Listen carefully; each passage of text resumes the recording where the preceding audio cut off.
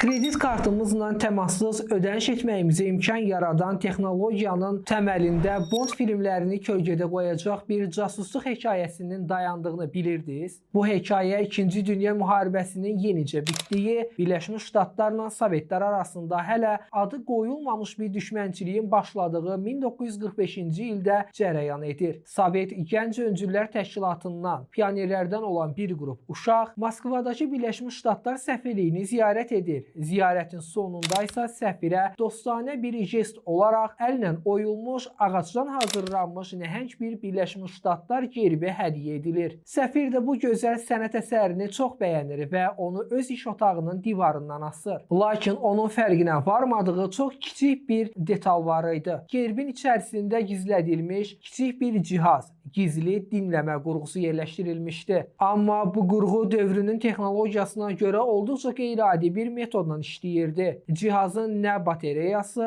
nə elektron dövriyyəsi var idi, nə də öz-özünə davamlı bir siqnal yayırdı. Yalnız yaxınlıqdakı Sovet binasından otağa tərəf xüsusi bir radio dalğası yönləndirildiyi zaman cihaz oyanır və otaqdakı danışıqları əks etdirərək geri ötürürdü. Davamlı olaraq aktiv siqnal şüalandırmadığı üçün də adi, rutin böcək axtarışları zamanı onu aşkar etmək təbii ki, qeyri-mümkün idi. Sovetlər bu üsulla düz 7 il boyunca Birləşmiş Ştatlar səfirinin otağındakı bütün gizli danışıqları rahatca dinləyirdilər. Ta ki 1952-ci ilə qədər Böyük Britaniya səfirliyində çalışan bir radio operatoru açıq Sovet tezliklərinin birində təsadüfən Amerikalıların səsini eşidir və səfirliyin otağındakı danışıqların kənara sızdığını anlayaraq dərhal bu barədə xəbər verir. Bundan sonra otaqda gərgin və detallı bir axtarış başlayır. Hətta divarların suvaqlarını belə sökürlər. Lakin uzun müddət heç kimin ağlına divardan asılı həmin gerbin içinə baxmaq gəlmir. Sonda Joseph Berjian adlı bir hərbi texnik həmin gizli cihazı aşkar etməyi bacarır. Amerikalılar bu böyük skandalı uzun müddət ictimaiyyətdən gizli saxlayırlar. Çünki bu onlar üçün olduqca utanc verici bir hadisə sayılırdı. Digər tərəfdən isə onlar dərhal bu cihazın möcüzəvi texnologiyasını araşdırmağa başlayırlar. Cihaz olduqca dahi bir insan tərəfindən icad edilmişdi. Onun ixtiracısı əslində peşəcə musiqiçi olan Lev